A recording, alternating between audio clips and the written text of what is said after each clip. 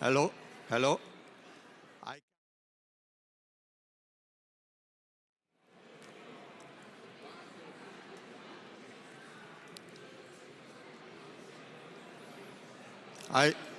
Hello, I would kindly ask you to take your place so we can start.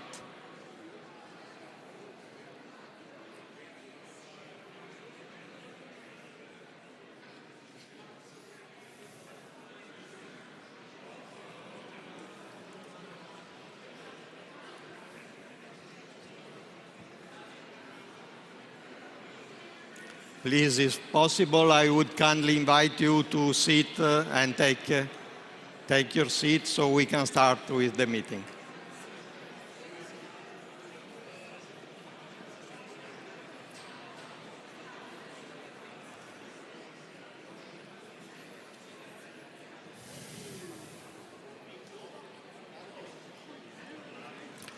Yes, I would kindly ask you to take your seat.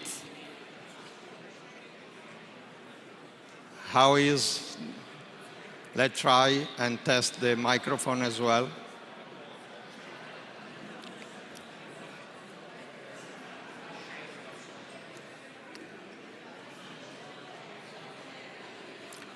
Thank you. I kindly invite you to take seat.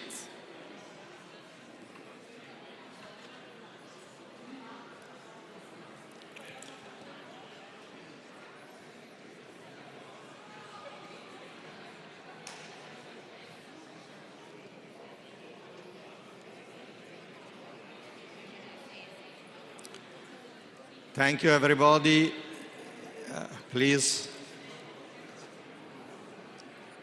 let's sit so we can start.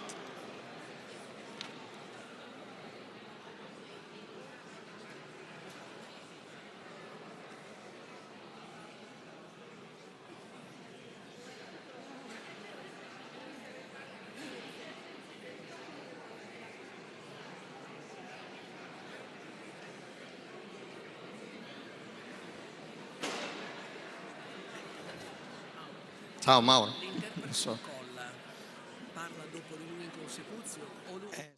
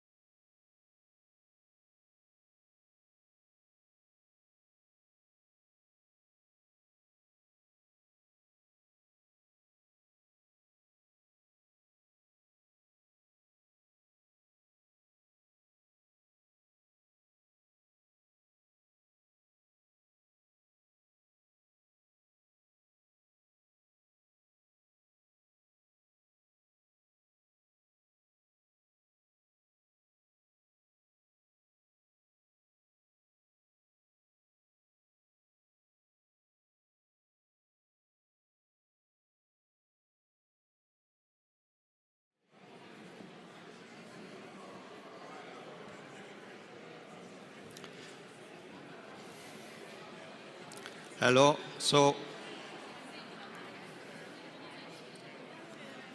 let's try to start the meeting of the day.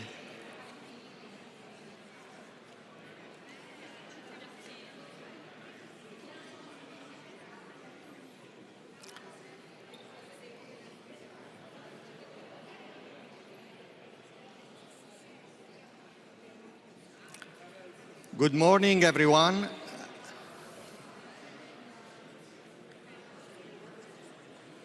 I hope you can hear me. Good morning, everyone, and welcome to the Dama Tecnopolo in Bologna for Artificial Intelligence, Blue Economy, and Interreg Synergies, connecting ideas and territories through AI. I'll let you take the seat. I'm Carlo Pignatari, and I will be moderating and guiding you through today's discussion. Today we bring together institutions, researches, Interreg Italy-Croatia projects, and other EU programs to explore a very concrete question. How can AI and supercomputing help us address real challenges in our coastal and maritime territories?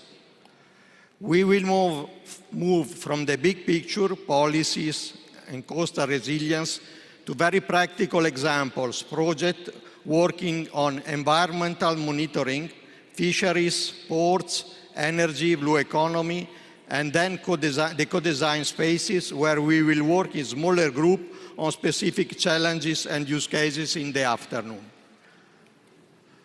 We are also in a special place. The Tecnopolo Dama is just 1 barrel far away from Leonardo, one of Europe's most powerful supercomputers, which is becoming an AI factory for territories like Adriatic and Ionian Sea. We have a very rich program, so I will try to be quite strict with timing. This is our way to show respect for all speakers and for your participation. Simultaneous translation is available, and you can download the app and hear using your iPhone. If you need the translation, you can go in the reception at the beginning, and you have the QR where you can download the app and listen for the translation. So let's start. And let's start with our institutional welcome to frame why this conversation matters for the Interreg Italia-Croatia program and for the Emilia-Romagna region. I'm pleased to give the floor to the Vice President of Emilia-Romagna in charge for economy development, green economy, energy, vocational training, university and research. Vice President Vincenzo Colla.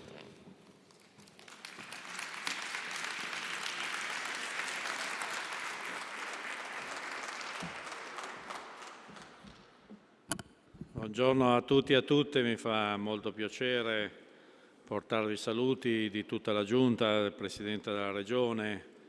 È un piacere aprire questa giornata in un luogo che rappresenta l'eccellenza europea nella ricerca e nell'innovazione tecnologica.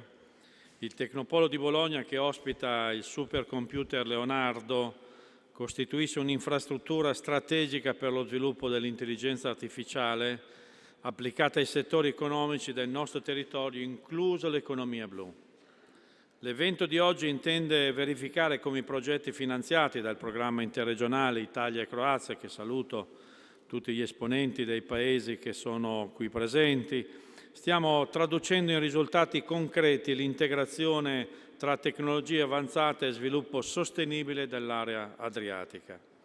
I progetti che oggi si confrontano non sono iniziative isolate, ma originano da esperienze e risultati e rappresentano strumenti concreti attraverso cui la Regione Emilia-Romagna attua le proprie politiche su innovazione, sostenibilità, blue economy, anche grazie alla cooperazione europea. L'Emilia-Romagna è molto europeista, non ci alziamo mai dal tavolo europeo, vogliamo bene all'Europa ed è per questo che questi progetti li guardiamo con grande attenzione.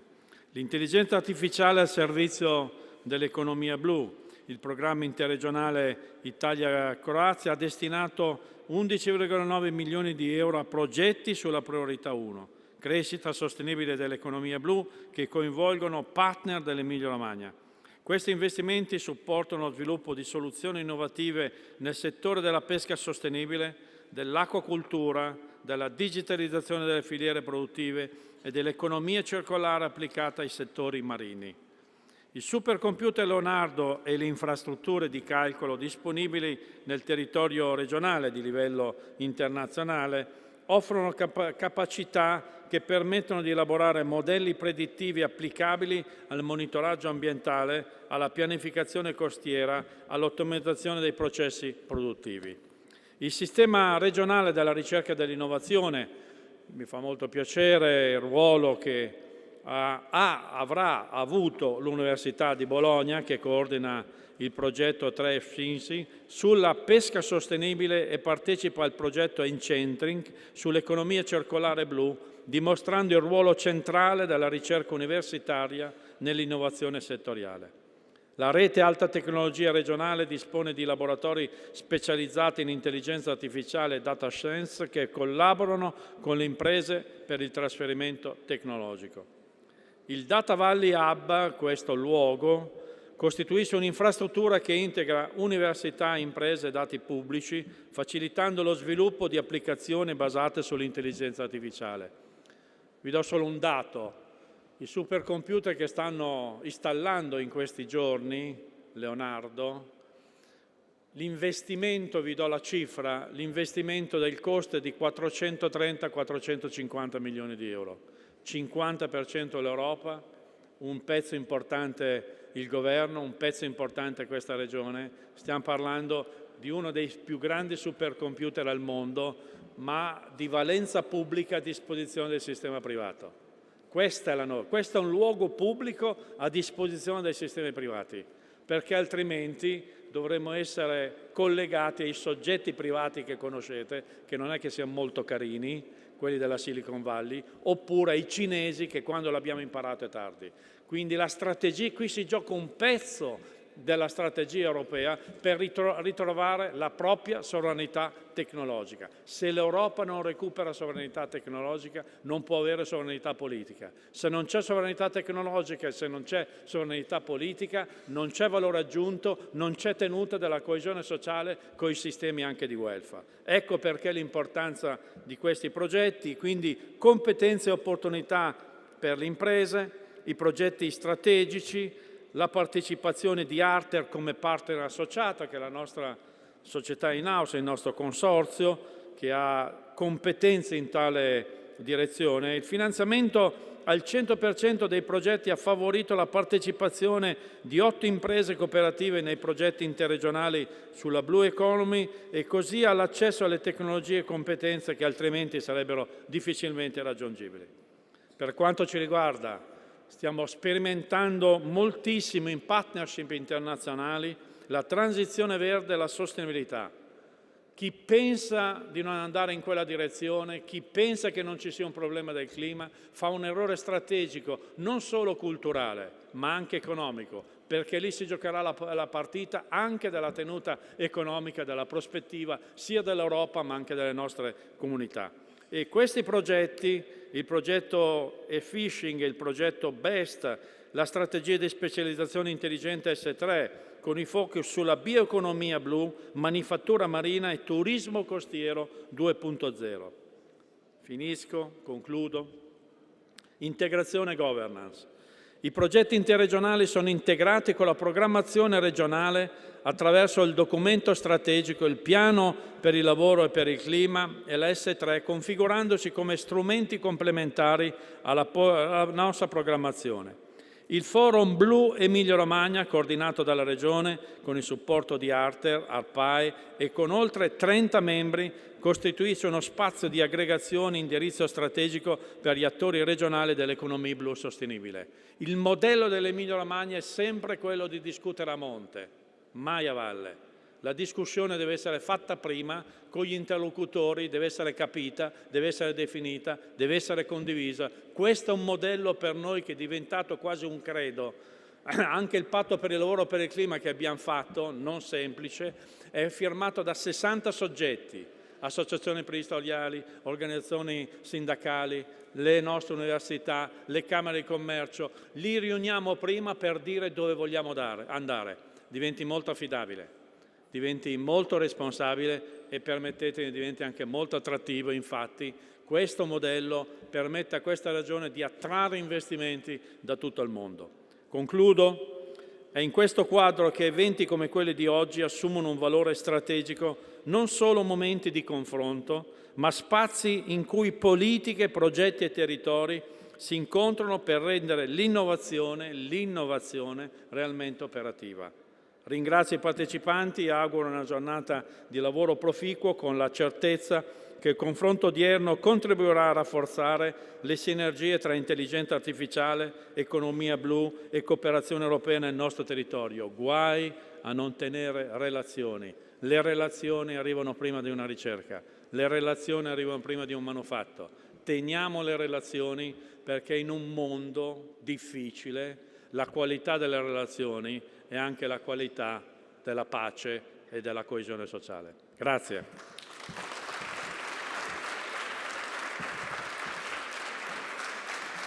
Thank you. Thank you, Vice President Colla, for framing the commitment of the Emilia-Romagna region towards innovation and blue economy. We move now from the regional policies to the scientific foundation. Professor Elena Fabbri is the Director of Biological, Geological and Environmental Sciences at the University of Bologna. She can tell us how research and academia contribute to this agenda. Professor Fabbri, the floor is yours.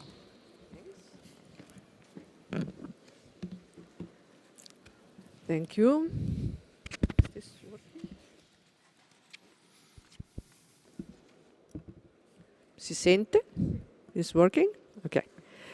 So, dear authorities, dear participants, in my role as Director of the Department of Biological, Geological and Environmental Sciences at the University of Bologna, I warmly welcome you to this important and inspiring event.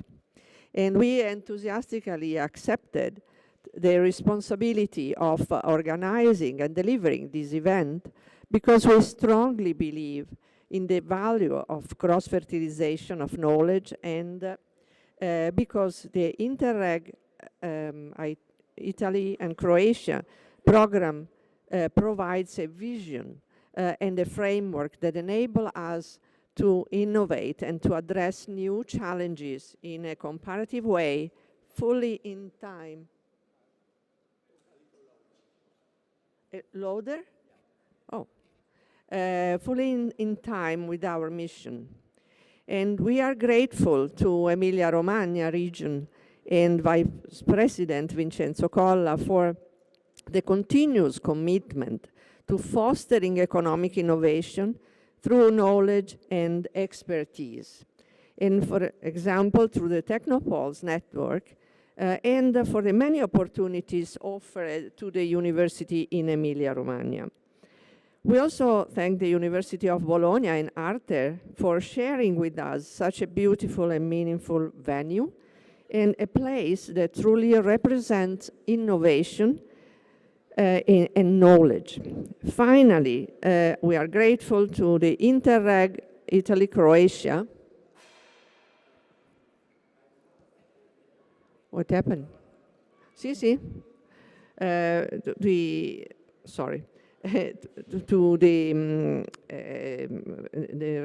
For having recognized in Bologna and in Department Vigea a highly qualified partner for organizing an international event and of such relevance in terms of forse non funziona bene. Vediamo. For organizing an international event of such relevance in terms of vision and participation. And I have the pleasure now to introduce you the Department Vigea shortly, which through a multidisciplinary and scientific approaches addresses key topics occurring in the political, social, and economic agendas worldwide, including global change and interaction with the ecosystem, loss of biodiversity, environmental disaster, etc. The strength of our department is the ability to approach these themes all together in an integrated manner with great potential in research, teaching, and social impact. I will focus on a site of my department, which is located in Bologna, in Ravenna, and in Fano. And I will focus on BGEA in Ravenna, where 16 professors and their research group focus on marine issues, botany, ecology, and whatever, and address it to coastal and marine ecosystem in general. And in this, where the arrow up there, 1 and 2, these represent our site. And we work there as a unit of BGEA department, but is in great collaborations with the unit of physics department, Nadia Pinardi, for example, she will speak after me, and the Department of Chemistry. And in this place we have teaching, we have a significant part of our teaching on environmental science, marine biology, science and technology for environmental sustainability, and the curriculum in English, water and coastal management. Of course, we have a wide portion of research together with other collaborators of other departments. And at the moment, so the ongoing project on marine and coastal environment based in Ravenna deal with these main topics, and all of them fall in the area of innovation, because we believe that to be able to generate complex data that then must be processed and translated into meaningful information, and in order to support a knowledge-based economy and foster the development of local coastal community. Then I will briefly go through the projects that are ongoing in on marine coastal environment based in Ravenna, observation and monitoring, for example.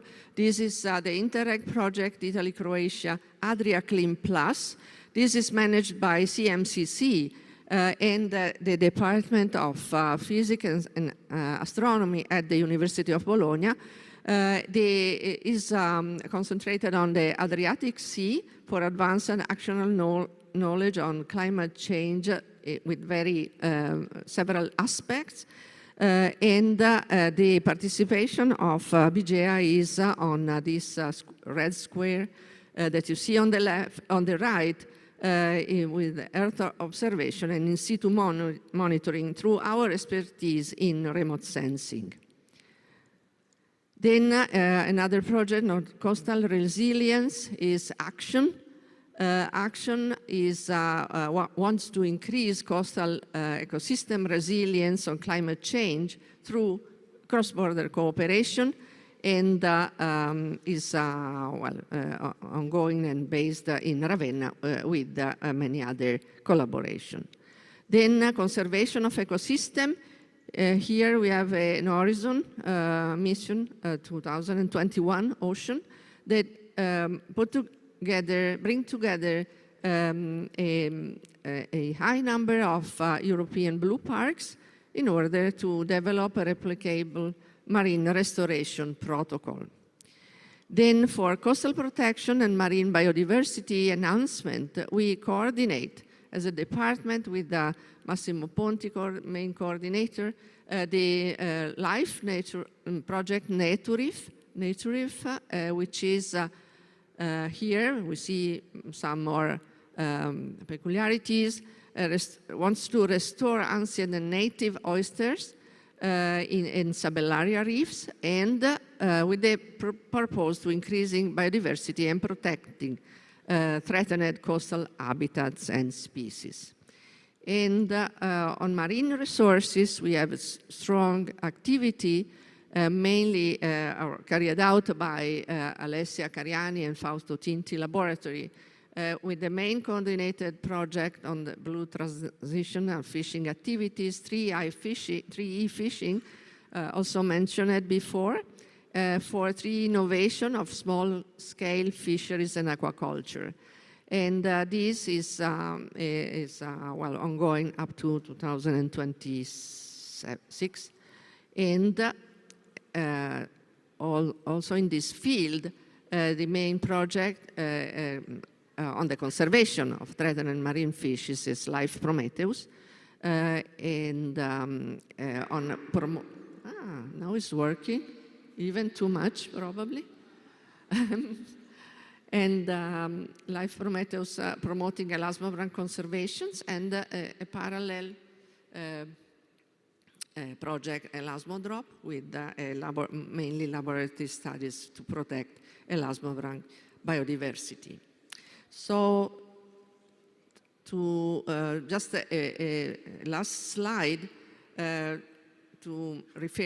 remember a former example of our activities with the recent closed projects like Interreg Prizefish, Cascade, Adriatic Blue and Marles, and some others. I just mentioned a few to mention the funding, but mainly the topics on marine plastic pollution through emerging contaminants and toxic algae, marine geochemistry, etc. And with a couple like benthic ecology and remote sensing of blue carbon in coastal salt marshes, financed by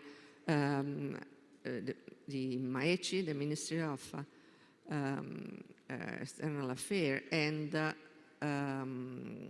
NSF from the USA.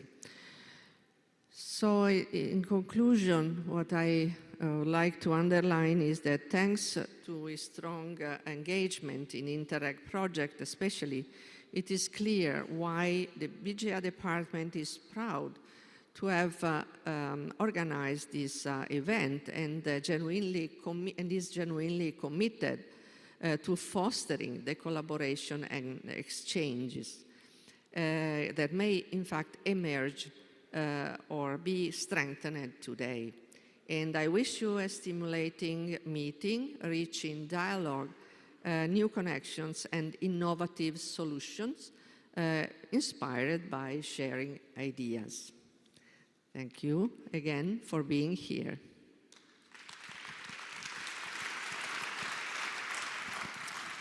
Chiedo scusa.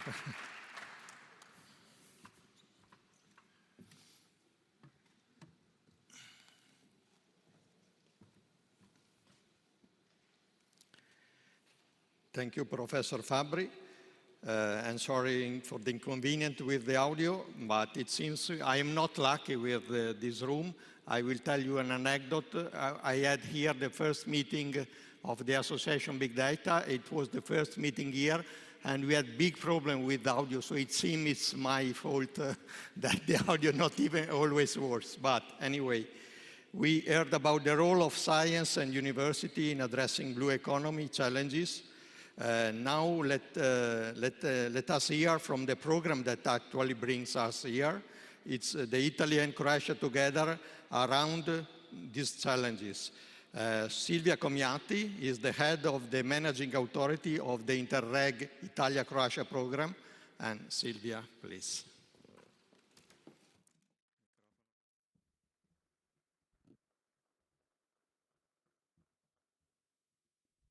Good morning from my side. Let's try again. Okay. Good morning from my side, and thank you for being here with us today. It's my pleasure to be here to discuss this important topic of how artificial intelligence can actually support blue economy and how a program like ours, Italy-Croatia, can actually help addressing new challenges and unlocking emerging opportunities. On behalf of the Veneto region, which is hosting of the managing authority, I would like to thank the Emilia-Romagna region and Arter for the support in organizing this event, the University of Bologna for the big role they played in coordinating this effort. I would like to thank Cineca Tecnopolo for actually hosting us here in this beautiful place, with a lot of meaning for us and for innovation at large in the European context. And also, let me thank the European Centre for Medium Range Weather Forecast for giving us the possibility to visit their facilities. I will give you a brief contribution for this event, which will focus on three main topics. The first one is a bit of reflections on how artificial intelligence can actually contribute and support blue economy, which, as you know, is a crucial priority for our program. Then I will tell a bit more about how we see as a program our role in this domain in fostering innovation through AI. And third, I will just tell you a bit more about how AI has been helpful for us as a program, but also for beneficiaries in the latest period.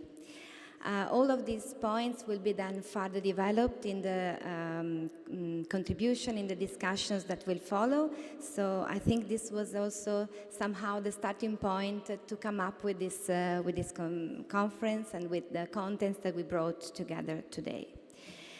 Artificial intelligence is, as we all know, increasingly becoming a strategic enabler for innovation and in many, many sectors.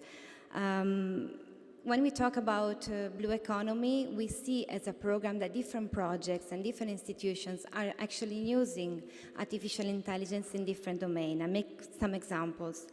For example, in environmental monitoring, in marine environmental monitoring, we see that there are a lot of applications of AI, for instance, in the processing of data.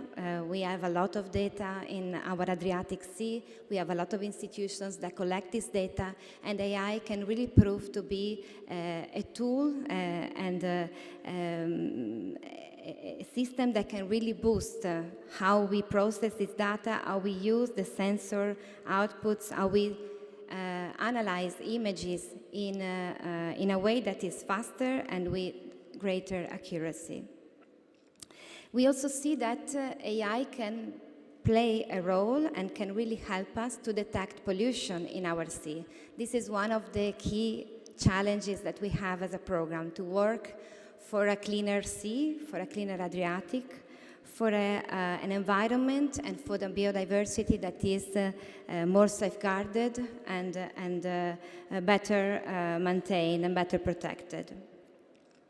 In the domain of fisheries and aquaculture, we also see that a lot of our projects are working with AI, for instance, in monitoring fish health, in analyzing feeding patterns, or in understanding and monitoring the water quality in the different parts of the Adriatic. We also see a lot of use in the prediction in constructing models that can really be helpful in the domain of fisheries and aquaculture. All these examples, I think, clearly show how the different sectors that are coming together under the blue economy can really be supported significantly through AI-based tools. Coming to our role as a program, when we started writing this 21-27 program, I think we mentioned AI a couple of times in the whole process. AI was not as important and as diffused as it is today, and as such, we didn't have the idea of how actually our intervention in the territories could really be changed and could really be also challenged by the use of AI. Of course, we see that as a program we can foster the use of AI, for instance, in support of research, as we heard from University of Bologna, but also in the development of pilot actions, in improving data collection, data quality, sharing of data. This is also a big challenge in our program area. But also, it can also help us, I think, in skills and capacity building, because this is also something that we need to invest and invest more. We did some in this programming period, but we want to do more in the future. But I think as a program, we also need to consider the ethical alignment and the fact that AI should be used in a sustainable way, in an accessible way, in an inclusive way. And this is a message that we as a program, we want to convey and we want to discuss about these topics with our beneficiaries that want to use AI in their projects. We also see some new proposals, new projects that we just funded that will be using AI in the governance of our territories, of our cross-border area. You know that we talk a lot about obstacles, we talk a lot about barriers, administrative, linguistic barriers, and I think AI can also have and play a crucial role in addressing these obstacles and in alleviating their effect. Finally, I would like to tell you a couple of words about how AI has actually helped us as a program, how we have been seeing support on that. We think that AI, and we know that I work in a public administration with, like I think a lot of you, AI in public administration is becoming a tool that we use in our everyday work. It can make things faster, easier, maybe more efficient. We have seen a lot of use of AI in monitoring, in project reporting, in decision making at the program level. We have seen support also in assessment, because sometimes, you know, one of the things that you as beneficiary suffer the most is the length of assessment. It takes time, and it's a work that we need to do. It must be accurate, and we value that very much. We are trying to test AI also in this domain. My colleague will tell you more about that later, and we think there is room to improve, to let the funding flow faster in a better way, and maybe AI can help us in that as well. I will conclude by saying that I think we all know that AI is not here to replace us, any of us. I think the human beings and human brains cannot be replaced. We still need to play a role on that. As I said before, for us it's very important to consider all the aspects related to AI and to its sustainability. At the same time, we see a big potential, and we think we need to work together to take advantage and to use this potential as much as possible for our program area. I would like to close by thanking the 7 projects, Italy-Croatia projects, that actually organized this important event. They are 3 Fishing, Best 4.0, Beyond, Brigantine, DIH InnovaMare, Eccentric, and Marinet. I would also like to thank all the colleagues that contributed to organize this event, in particular my colleagues in Italy-Croatia, Paolo, Cristina, Elisa, and Emma, who really worked a lot together with the projects and the project teams to make it possible. I thank you for your attention, and I wish you an excellent continuation for today. Thanks.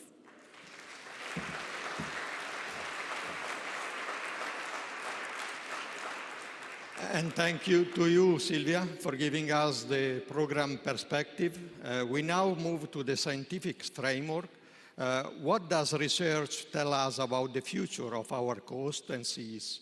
And where can technology really make a difference? Professor Nadia Pinardi, Director of Center for Coastal Resilience of Emilia-Romagna Region and University of Bologna. Thank you. Good morning. So, after such beautiful introductions, first of all, let me thank Assessore Colla for having given so much support to build this wonderful enterprise here in Tecnopolo, Bologna. And let's see how much we can take advantage of it in the future years. This is a real opportunity.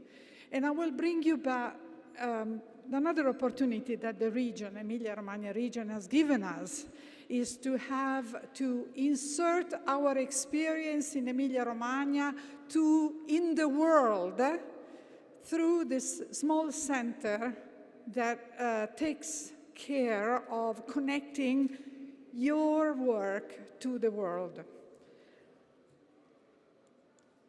Yeah. So I will try to show you 3 points. The first is linking the blue economy and coastal resilience, because I think this is an innovative, is a site for innovation, but is also a very important point for us. The UN Decade of Ocean Sciences, we are in the middle of it. This is a very important activity of the world in terms of innovation in oceanography, making for the first time a clear connection between science and engineering, and the status of knowledge of the global coastal ocean. I'll try to show you. The last mile, the AI solutions that we have developed here in Emilia-Romagna. So the OECD has told us the ocean economy, what will be in 2030. And this is my points out of it. First is what makes the ocean economy different from land-based economy.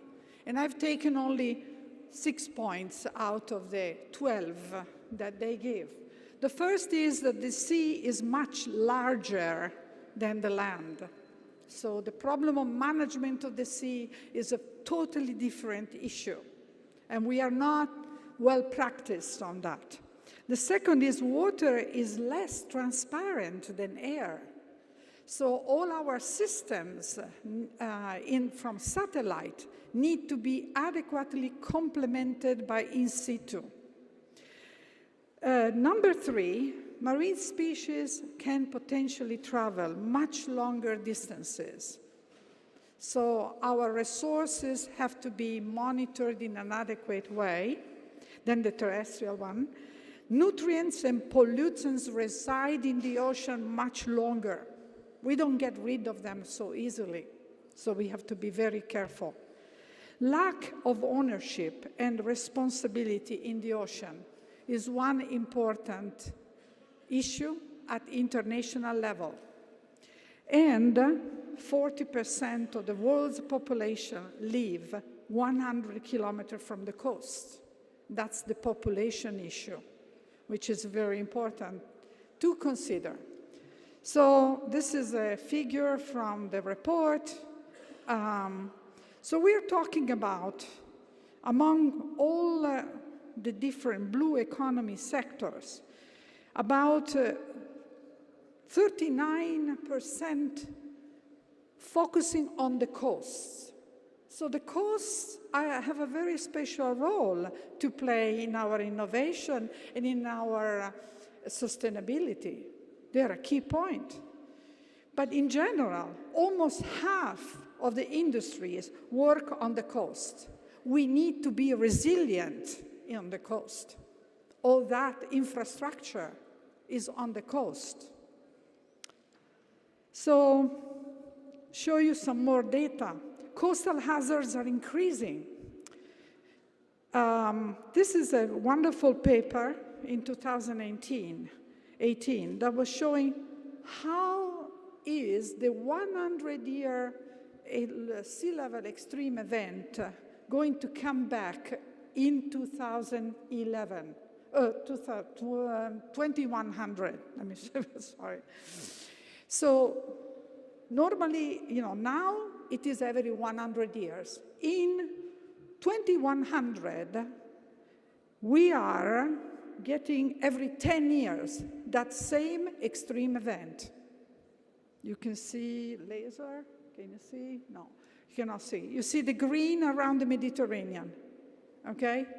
Then you see also, unfortunately, the equatorial band and the tropical band with every year. So hazards are increasing. We have to become resilient. We have to find innovation that makes us more resilient. So we need to enhance coastal resilience. This is one of the major themes in the UN Decade. So taking the disaster risk reduction definition, coastal resilience is the capacity of the system to bounce back to, if a perturbation arrives, which will arrive, we are capable of going back to the same efficient system or the same working system. And around the coastal resilience, there are 6 different sectors: the assessment, the planning, the prevention and protection, the preparedness, the response, and the recovery. These all are part of becoming resilient. I clearly am more on the assessment and the planning, and we work together with our Emilia-Romagna region, where prevention and protection is one of the major aims for many of our public institutions and private too. So how do we achieve the goal? How do we become resilient at the coast? We need to transform the monitoring and predicting with cloud-based computing and AI, and I will try to show you some examples. This is the motto of the UN Decade: the science we need for the ocean we want, and we want to become coastally resilient. So this is the program that was started in 2019 and actually officially started in 2021, will go up to 2030, this famous 2030. We have 10 decade challenges and 10 outcomes that we hope to achieve with innovation, with new transdisciplinary science. We have 50 programs, now 600 projects, all around the world, and we try to interface them. So how do we do that? The Emilia-Romagna region, this is the part of the coastal resilience, and the Emilia-Romagna region allowed us to be put into this map, right? And this Tecnopolo also will allow us to bring our solutions around the world. So we have 4 centers that are coordinating centers, and this one is ours, funded by the Emilia-Romagna region at the University of Bologna. We have in France an ocean prediction, a blue economy in Barcelona, and in China, the ocean climate nexus. And we work together to find the right interface between the new science that we develop with all these projects, 600 projects around the world, and the theme of coastal resilience, predictions, and so on. So just to tell you, where does the extreme sea level come from?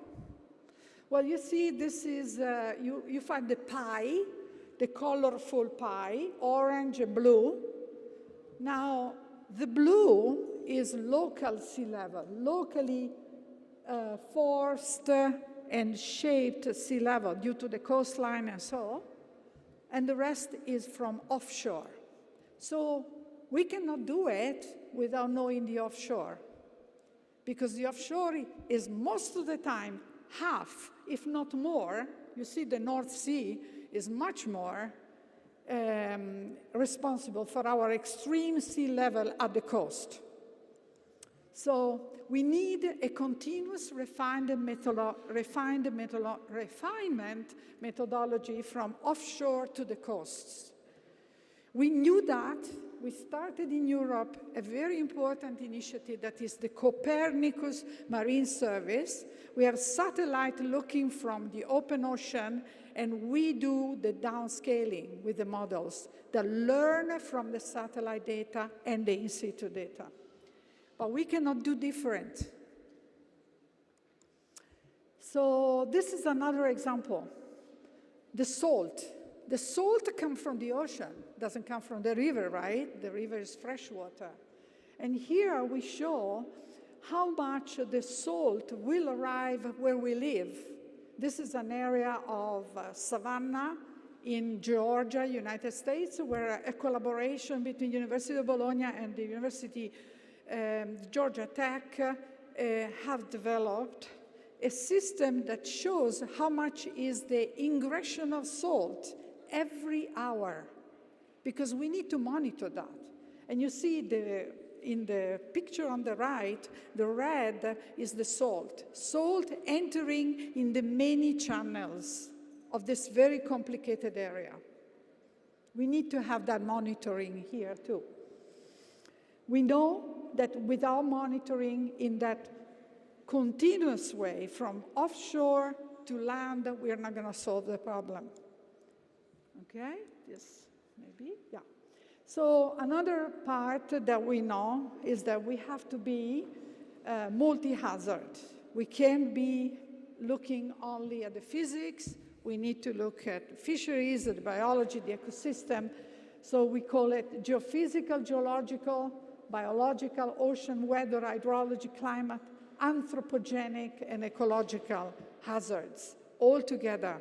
That's a challenge also for AI, because we don't have so much data at the same time taken from geophysics to ecology. They have to be taken at the same time, right, for AI to work well. Okay, so we decided at the level of the UN decade, we had 2 pillars that we want to arrive to. Design people-centered, multi-hazard early warning systems. They do not exist now at the coasts. And design adaptation planning strategies to feed a sustainable ocean planning process. So planning requires data, adequate data. Okay, so the University of Bologna started a project. At the same time, we started the center, which is called Coast Predict. And this is a project that is dedicated to find science and innovation for coastal resilience. It is coordinated by a group of international scientists, but the University of Bologna also. So let's see what this project says. I'm going to run the movie now, please.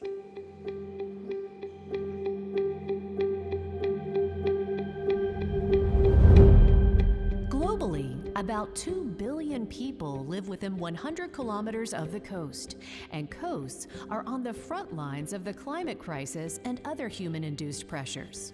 Rising sea levels, flooding, marine heat waves, extreme events, and pollution are increasing risks to the lives and livelihoods of coastal communities and the survival of coastal ecosystems. Solutions must be built with local needs at the center and be globally scalable to provide reliable tools for policymakers, managers, communities, and their economies worldwide. Coast Predict, a program of UNESCO Intergovernmental Oceanographic Commission's Global Ocean Observing System and the UN Ocean Decade, is leading a transformation in how we observe and forecast the global coastal ocean to provide science-based services and solutions for coastal resilience. At the heart of the program is the Global Coast Network. Through the global network of over 130 pilot sites involving more than 70 countries, Coast Predict is co-developing solutions in partnership with coastal stakeholders that will directly serve community needs, from risk management to climate adaptation.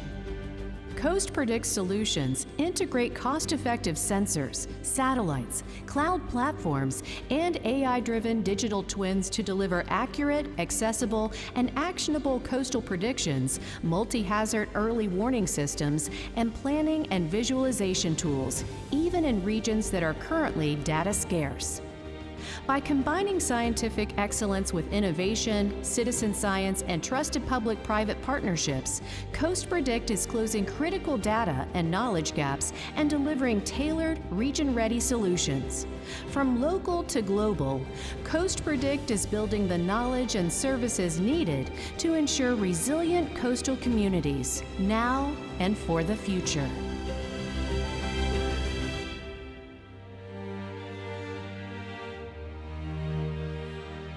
Okay, so how do we work to build that system of custom-ready, region-ready solutions.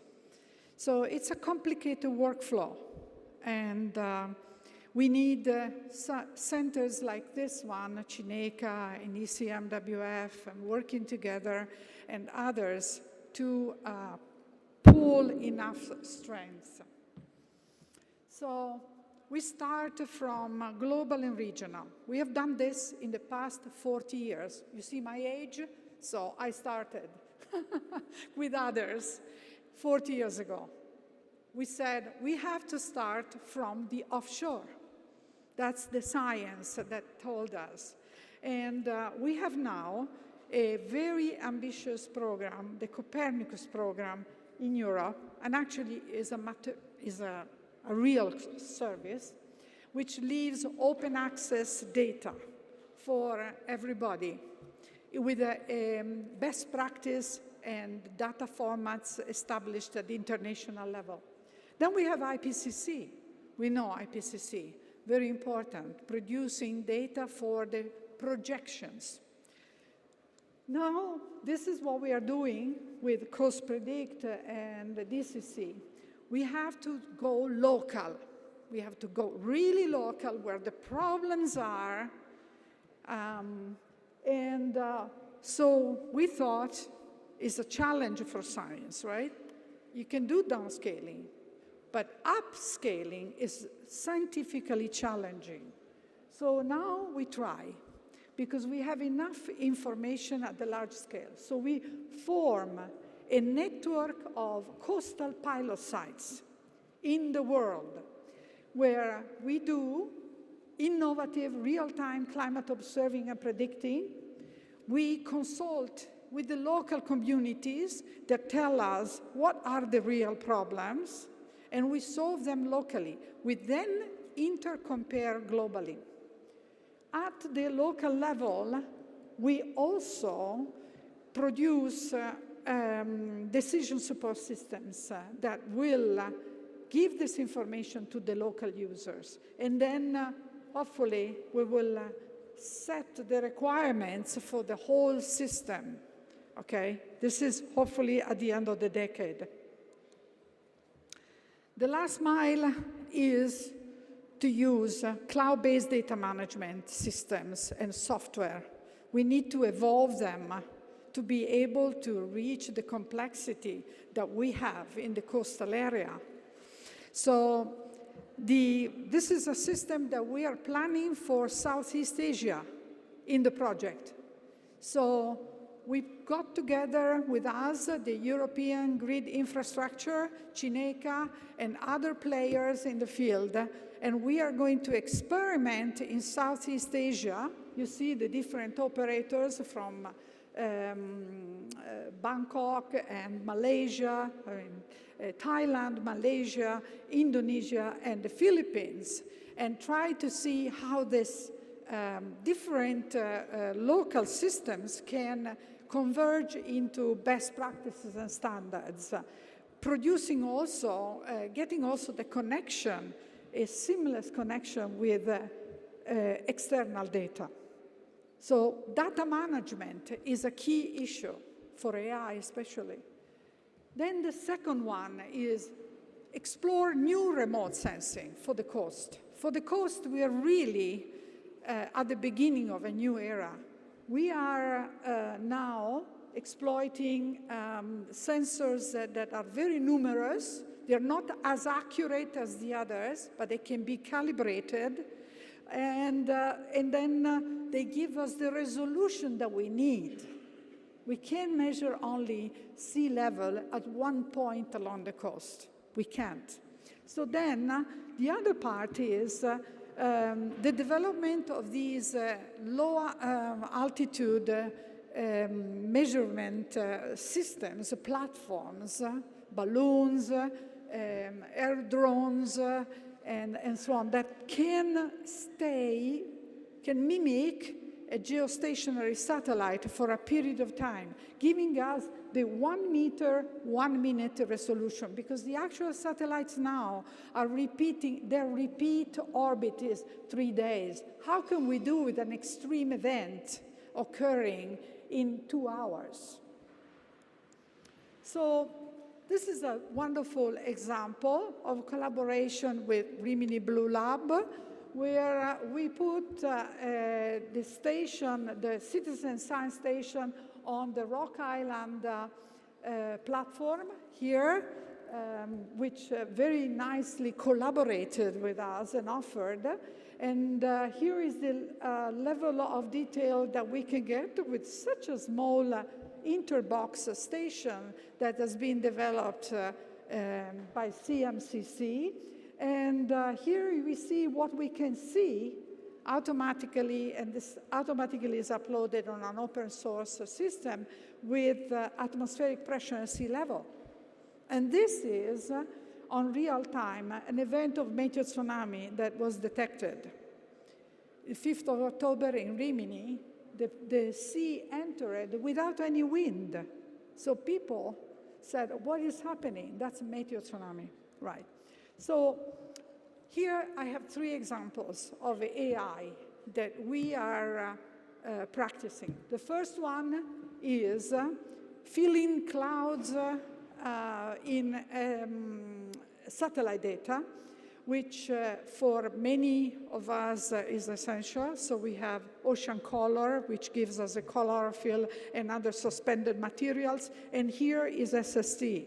We can reconstruct with AI much faster, much better. In this paper, which we are now publishing, we can show AI does much better. And we have also to transform this modeling. Let's see if I can, yes. So as I showed you in the movie, maybe I can pass over because it's already, but what we need to transform is being able in the coast to get the data from the open ocean. And now it's available through the Copernicus Open Access. But this requires us to be able, and many companies, to be able to access this data in an easy way, right? It can be done. Now is NetCDF. It's not so easy to understand what a NetCDF is and how to use it. So, but we need to do it. And these are 5 models that nest one into the other until we arrive at our beautiful lagoon of Venice, or Venice Lagoon, better said. Yeah. So this system is in place. It should be reproduced everywhere. It is technology, it is innovation, and is a little bit traditional, right? Now, here is instead the real new one. This is the first system in the world at regional scales, means 3-kilometer resolution for the whole Mediterranean, that works for doing a 10-day forecast operationally. So this is the paper that was just published, and this is the error. The blue is the error of the AI for 15 days forecast, and orange is the traditional forecasting system. It's like ECNWF for the atmosphere, right?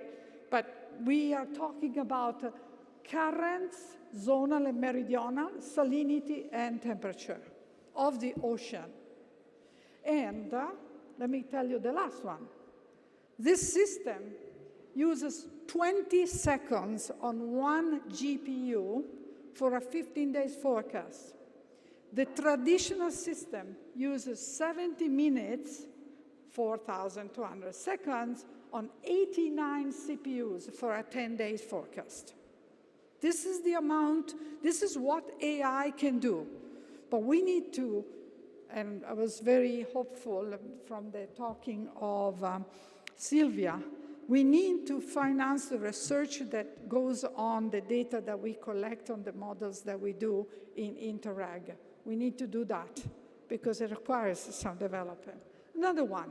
Now here in the room, I don't see it, we have the PhD students. We have many PhD students starting their thesis only on AI, on the data. And this is a reconstruction of Adriatic Sea wave modeling via an innovative system, graph-based deep learning. And this is the reproduction. You see a little bit of red, but a lot of blue for 1 year, reproduction of what the algorithm has learned from a previous period, right? So we can emulate.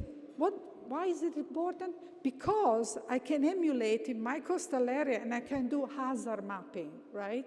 I can say, where is the hazard? How long did it last? And studying this time series. And it takes me 20 seconds on one GPU. 20 seconds, you know. I've been teaching oceanography now for many years. And you know, it takes years for a student to be able to work this way. And now it is 20 seconds. You know how many thought experiments you can do? Enormous. Okay. And then last but not least, we know we have to protect our coast and we use nature-based solutions. And so we can ask questions now to our models. And we should have AI models to answer this question. This is a question, for example, we answered together with our region on the seagrass belt that we could put in front of the Ravenna area. And we know that we decrease the energy of the waves. Now, is that enough? No. We need to also make the assessment on the economic value and the multi-use of the coast. Okay, so now this is the network. This is the network that from University of Bologna and supported by the Emilia-Romagna region, we are trying to coordinate. We develop prototypes. We are not the only one developing prototypes. We develop also in other places. And then we come together, we compare to see if we can upscale from the local needs. Last but not least, we need to educate early career ocean professional. And fortunately, with this collaboration with Cineca, we are advancing new courses for coastal resilience for early career professionals. So overall, I'm going to leave you with three of my thoughts. And the first one is, we have the UN Ocean Decade. Please contact us at the center, the Decade Collaborative Center, if you need help. Is trying to shape the next generation of science for coastal risk assessment and management. Don't try to do it all together. Please come and, you know, we will find the right framework maybe for you. Innovation is driven by advances in cloud-based data system, next generation coastal observing networks. We need observations, right? We need observation. We cannot do only with models. And AI-powered forecasting models, 20 seconds, half a second. And the DCCCR of the Emilia-Romagna region and the University of Bologna are working to transform local solutions in globally scalable approaches, and we will be happy to hear you and do it with you. Thank you very much.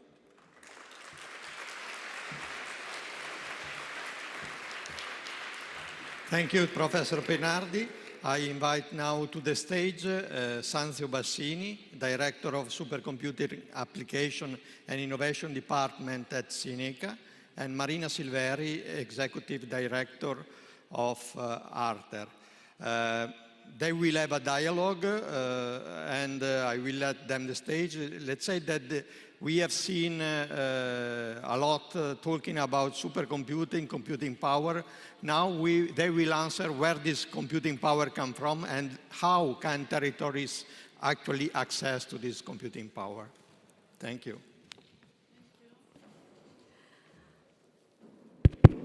Thank you, Carlo. Thank you, Sanzio.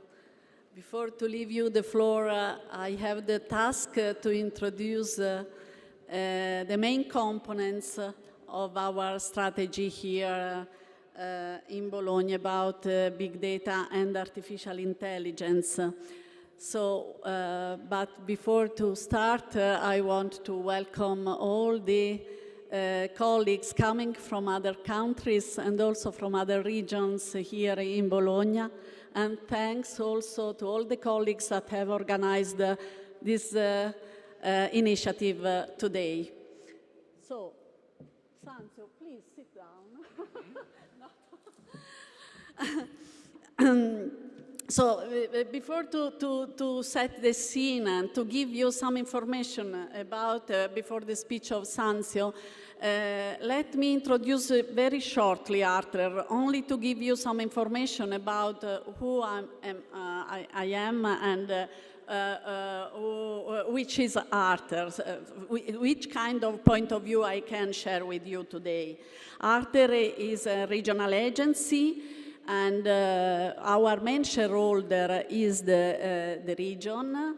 And through Arthur, the region implement most of the policy, the regional policy, but in particular, we have the task, the institutional role to help the implementation of innovation policy in the region. And we work with all the universities, the national research centers located here, and also the territory, and this is really important, the territories, our territories.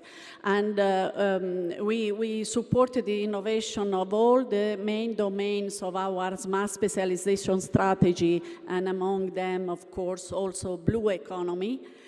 And also we are working now together with other important players with, for the development of the valorization of this place and the development of AI strategy at regional level, but related to the national and European strategies about AI.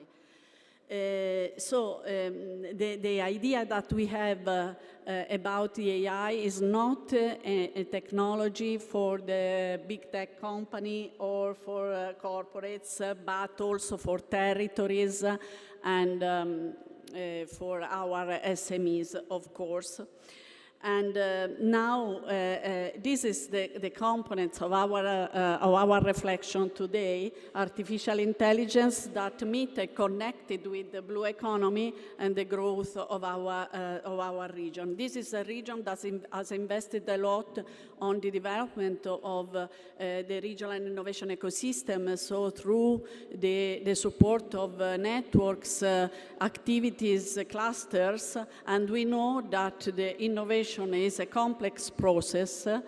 And speaking about AI, I would underline that there are some fundamental components of this process. In particular, advanced infrastructures, because you know that to manage a huge amount of data and to develop AI algorithms and application, we need infrastructures. But if we want to use these infrastructures for our territories, we have to develop the capacity of define the territorial challenges. And we are working a lot to help and to develop capacity building of our territory, to develop their capacity to define the challenges. And we need the people and competencies to bridge the physical and concrete problems and to evolve in digital solution. So that means that we are working in the building of an ecosystem around these infrastructures. this is the place where we are now.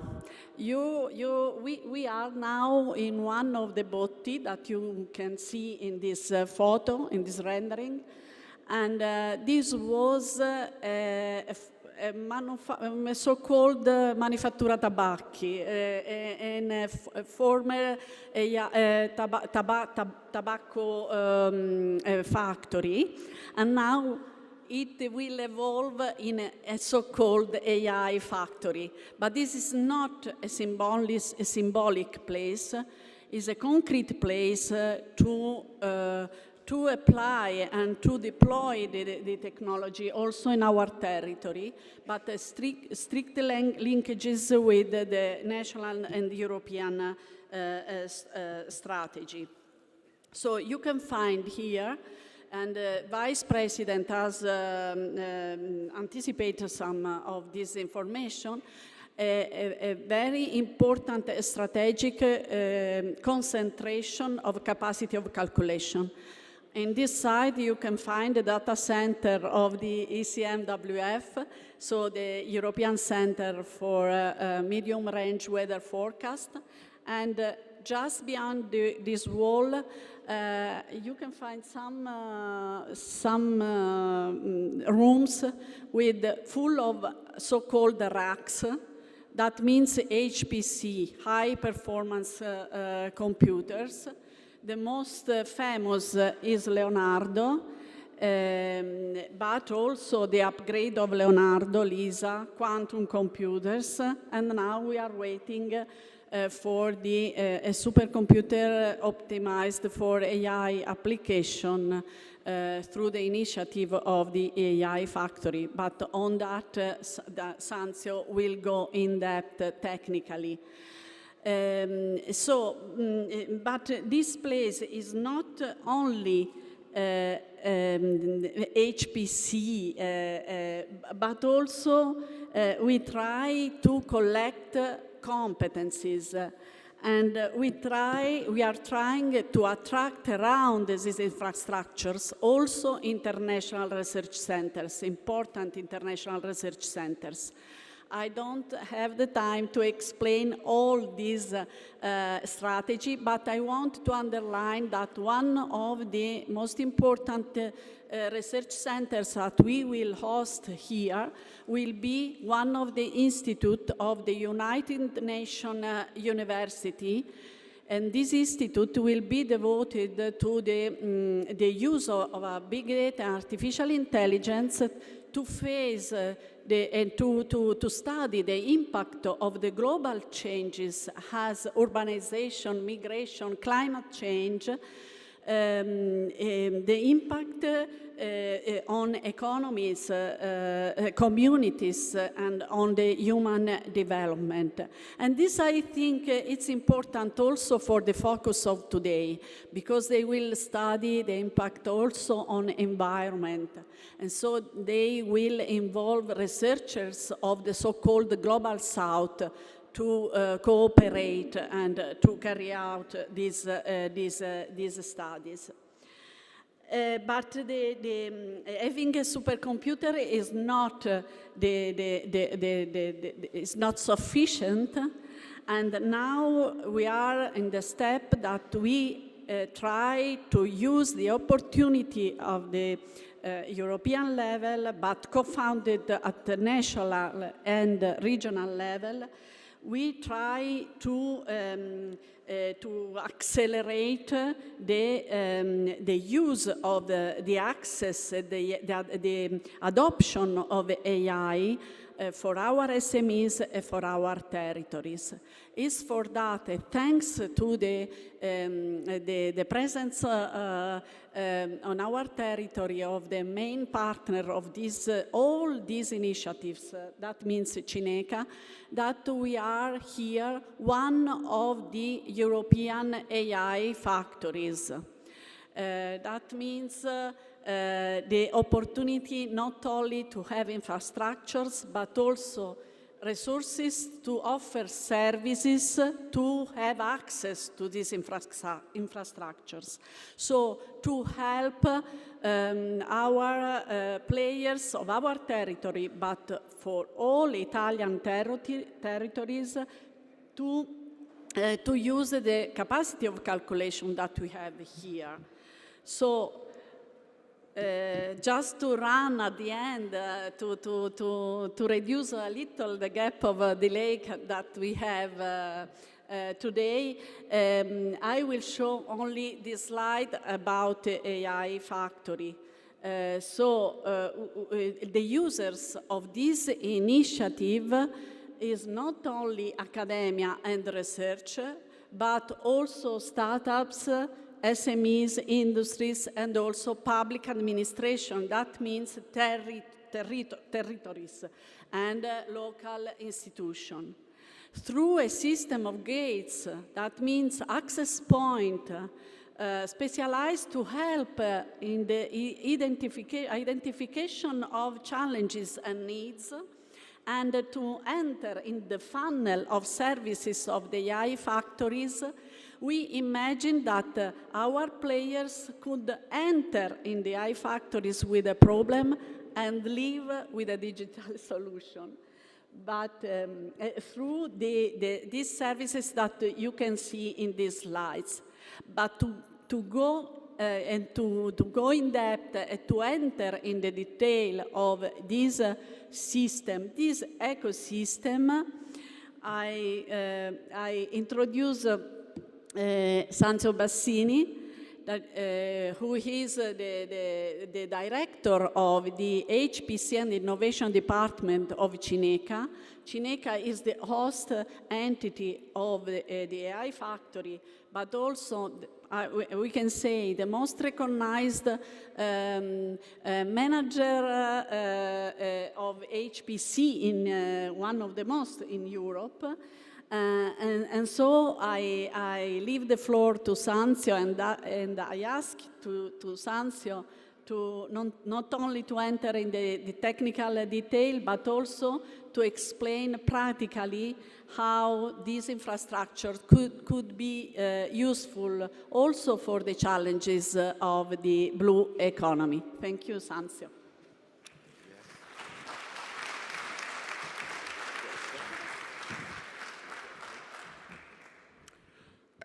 Thank you very much, Marina.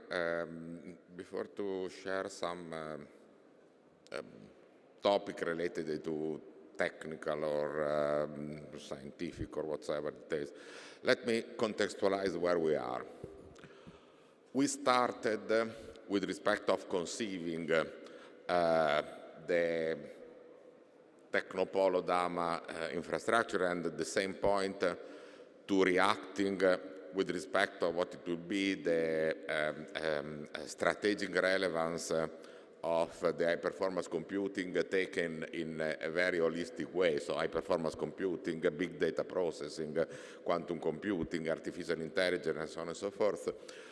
We begin to conceive in many, it looks like many years ago, okay, just in 2022, okay. Now it looks incredible times ago, in the sense that in the last 2 or 3 years, the world changed very much, incredible very much. The amount of the funds that were available to the public institutions for the research in the US was much incredible higher with respect of the amount of the funds for the research and innovation available to the private organizations. Nowadays, it's incredible difference, okay? So the capitalizations of the big tech in US are in the order of $5,000 billion or euro. And actions for research and innovation that has been funded by those entities has the same order of magnitudes of the financial law of the Italia country, okay? So that is the state of the art.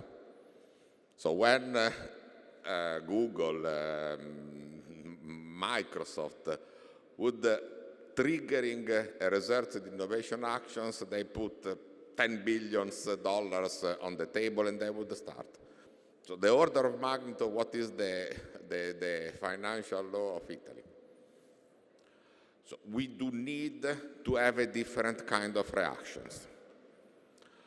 From this point of view, the only potential reaction is to combine what it would be a public actions, because we do need to have a different approach, because if those kind of technology would be left in the hands either from the point of view of the politicals and the policy, either from the point of view of the economy, we would beginning to approach conditions where let's say, equilibriums with respect of the sustainability on over, it would be very much in questions. With respect of that, there are some other issues related to the sovereignty of the technology. And without the technology sovereignty, if we would be transformed in consumers, we would get another very big issues, okay, related to what it could be the impact of that kind of situation. So the political positions that has been political in terms of policy, I'm not talking about the political positions of the parties or whatever. The policy was that we do need to have a public answers to that kind of situations. The public answer has been a combination of the effort from the point of view of the investment and also from the point of view of the involvement between the European Commissions, the European Unions, and the participating states, with a joint mobilizations of effort, resources, and visions related to the idea that we do need to link what it could be the big infrastructure and technology with what it could be the support for the research, and at the end what it would be the impact with respect of, let me say, daily lives, okay? And so from this point of view, with respect of the territory, the idea it was to considering that could be big national infrastructures, that it would compete at the worldwide level. From this point of view, the Leonardo system that it was installed just in 2022, when thinking that it was installed in the 2022, it was number 4 in the world. And thinking what it happened nowadays, where we are talking about data center and data facility with 150, 200 megawatt ET of potential with enormous amount of service and so on and so forth. It looked that it was another epoch. But we do need to combine and to considering that the conditions are not lost, okay? So it's not the case that we do thinking that at the end we would be just a consumer of what it would come from Meta, Anthropic, Google, AWS. That is not the case, because that is exactly their business model, what it happened out there. Then we do need to have some consciousness. If we are using ChatGPT, okay, we are increasing the added value of ChatGPT. The point is not sharing the data, in the sense that the ChatGPT do not share the data with the others. But when we are using ChatGPT, we would sharing our data with them. So we do increase their value. So we do need to change completely the approach. A public approach that it would support what it could be the impact with respect of the different layers, the different level. The European level, where the infrastructures are used and available, the infrastructures of the network of high-performance computing systems at the European level, so Cineca, Jülich, Barcelona, Finland. So that network is available at the European level. So then there is the level at the national level, okay? And then there is the level of the territory, in the sense that we do need to provide legs with respect of that actions, okay? And so the legs are on the territory. The legs are on the institutions that are working daily. Such a context would address the strategic challenges which are represented by the sustainability, climate change, foods and agri-foods, generally speaking, manufacturing, we do need devices, and the blue economy. So that are the main track, okay, that all overall these actions would address. So in the context of the blue economy, there are some specific threads and there are some specific actions, okay, also from the point of view of the relationships at the level of the territory. Indeed, there will be an antenna of the AI factories systems in Croatia, where we do provide the support with respect of the implementation of, where I'm saying the Italian ecosystem and then Cineca from the point of view of the supporting in terms of technical, and that there will be an antenna of the AI factories that would be linked with the ecosystem that I described before, in particular that will be linked with the system of Cineca, for implementing the complete visions of what it could be a public actions, okay? In order to support and to address what it could be not an approach AI for consumer, but an approach AI for the innovation and AI for the challenging that would represent the opportunity for our daily lives, where all the matter in terms of contents that are being addressed and described in the conference. So I mean the lectures of Nadia. I'm calling Nadia. We know each other since years and years. Okay, so Professor Pinardi. It's one of the examples. There are some other on which we are working. Okay, just to provide some example of what it could be done.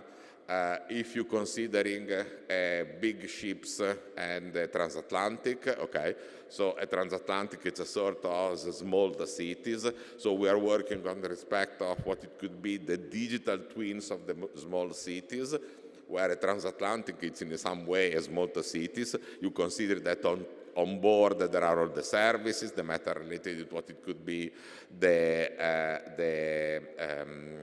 engine systems for the propulsions of the big ships and so on and so forth. Then a big ship would attract to the harbor.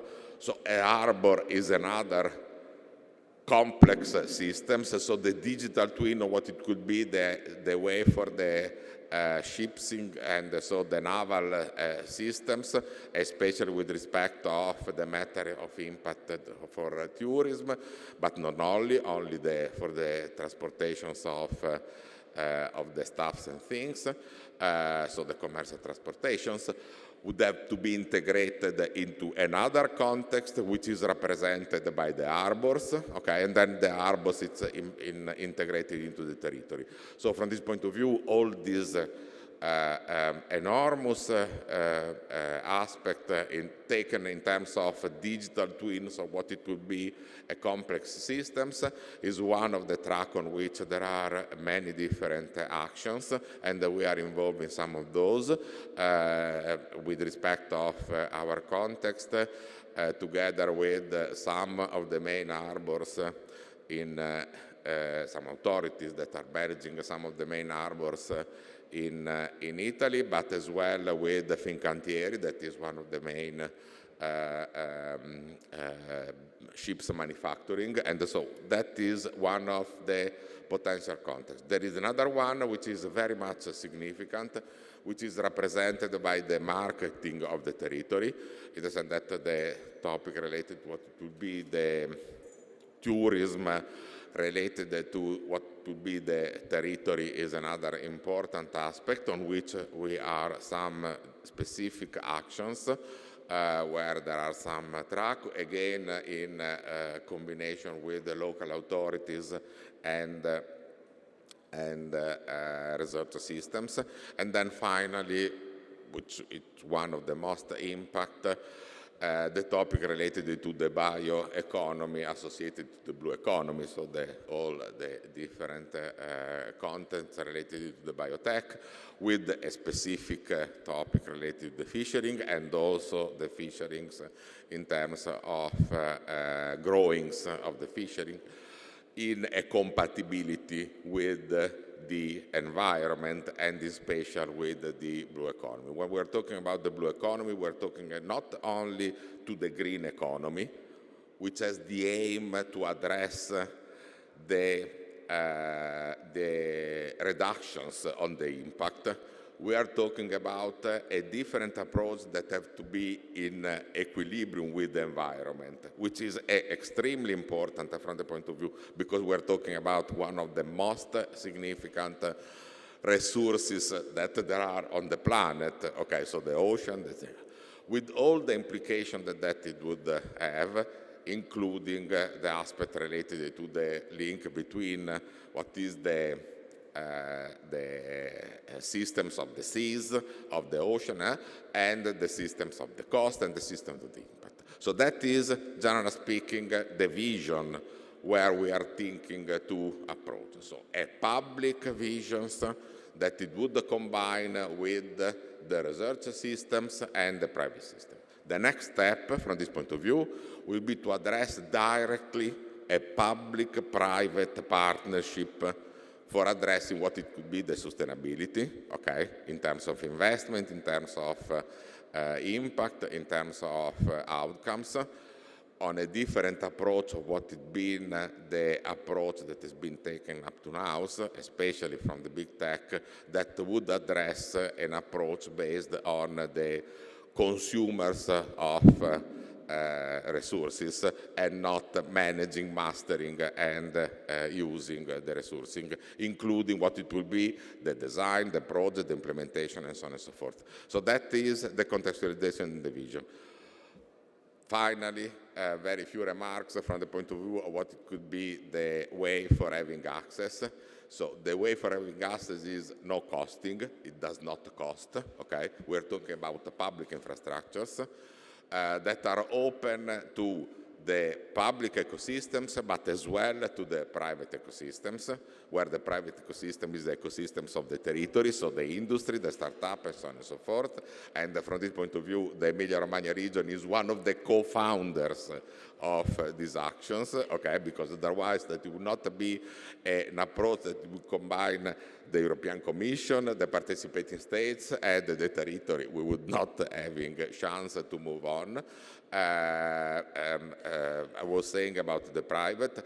So the private could have a direct access, no cost. The idea is that the assessment for the access of the private entities of any kinds is based on the impact in terms of innovations, okay, and in terms of potentiality for competitiveness. So the private organizations are pushed in order to address what it could be an impact for the innovation and an impact for the competitiveness. Of course, in the context of what it could be a globalization, we are not against the globalizations from this point of view, but we do need to address the involvement at the basic level, mastering the technology, the know-how, and the outcome. That is more or less the vision. Thank you.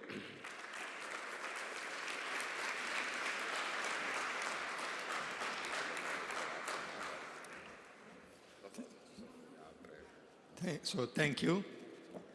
Thank you, Sante. I think we are already running out of time, so we will use this 5 minutes to recover some delay.